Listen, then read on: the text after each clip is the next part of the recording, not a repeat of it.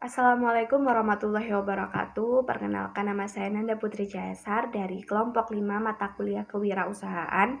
Di sini saya akan menjelaskan materi tentang teori kreativitas dalam usaha.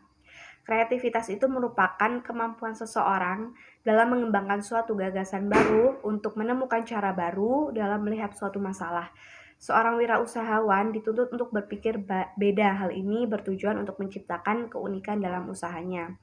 Dapat dikatakan bahwa kreativitas itu kemampuan untuk membuat kombinasi-kombinasi baru atau melihat hubungan antara unsur data variabel yang telah ada sebelumnya.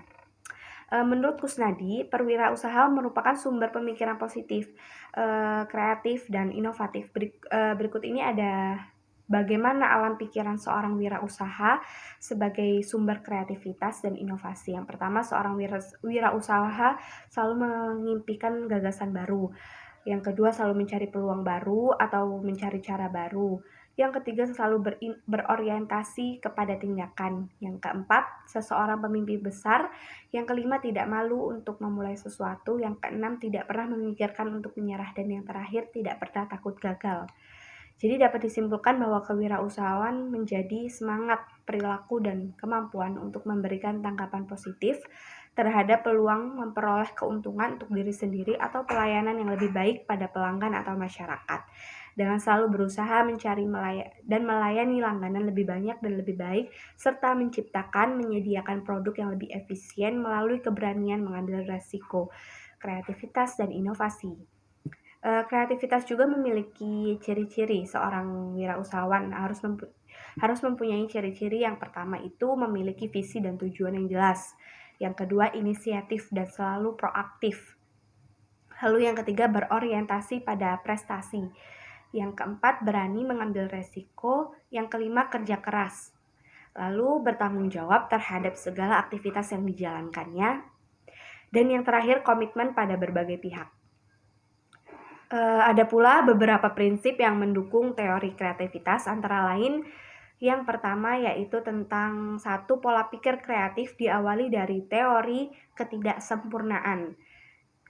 Teori ketidaksempurnaan merupakan cikal bakal dan dari teori kreativitas, di mana sesuatu yang tidak ada kita bisa mendapatkan sesuatu yang baru dengan value yang berbeda. Yang kedua, bisnis yang isi tetap kosong dan kosong tetap berisi. Pada hakikatnya, berbisnis itu bagaimana kita merebut pasar, baik dalam menciptakan produk, membuat motivasi, atau meningkatkan mutu produk. Yang ketiga, think differently with opposite position. Pada prinsipnya, seorang wirausahawan harus memiliki pola pemikiran yang berbeda dari orang lain, serta mampu menghindari jebakan logika.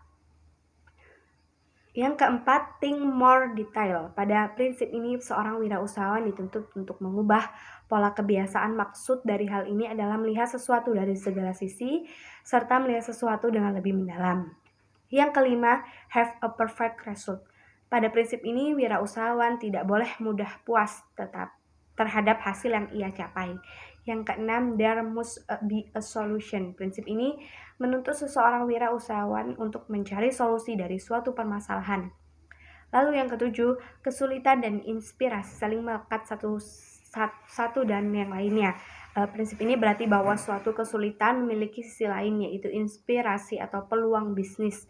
Misalnya muncul pesaing bisnis yang cukup potensial, pihak yang tersaingi mereka bahwa ia mendapatkan suatu kesulitan, akan tetapi pihak lawan merasa bahwa ini adalah suatu peluang. Yang ke-8, peluang adalah alat imajinasi, adalah cara untuk menemukan inspirasi. Roger von Wach dalam bukunya Walk on the Side of the Hand mengidentifikasi hambatan-hambatan dalam suatu kreativitas. Yang pertama yaitu ada hambatan searching for the one right answer, artinya adalah berusaha untuk mencari satu jawaban yang benar dari suatu masalah. Yang kedua, fokus on being logical, terfokus pada pemikiran logika yang tidak bebas. Padahal pada dasarnya berpikir kreatif itu adalah bebas berpikir tentang sesuatu, bahkan menggunakan pola pemikiran non-logika. Yang ketiga, blindly following the rules, yaitu terlalu terpaku atau berlindung pada suatu aturan yang kaku. Yang keempat, fearing mistake and failure, takut salah dan gagal. Selain hal yang dikemukakan oleh Roger di atas tadi, terdapat hambatan-hambatan lain dalam kreativitas, yaitu meliputi hambatan psikologi.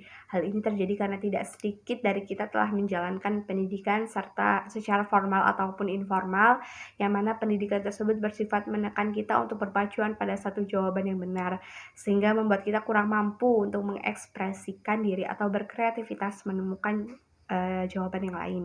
Yang kedua, hambatan budaya. Dikarenakan adanya sebuah pola berpikir bersifat pemujaan terhadap berpikir logis dan rasional. Hambatan yang ketiga yaitu hambatan lingkungan sosial. Lingkungan sosial yang selalu teratur dalam lingkungan fisik atau layout yang tetap, permanen, dan mapan sehingga mengurangi produktivitas dan kreativitas. Dan yang keempat, hambatan bahasa berpikir. Demikian sedikit yang bisa saya sampaikan, kurang lebihnya saya mohon maaf. Saya akhiri. Wassalamualaikum warahmatullahi wabarakatuh.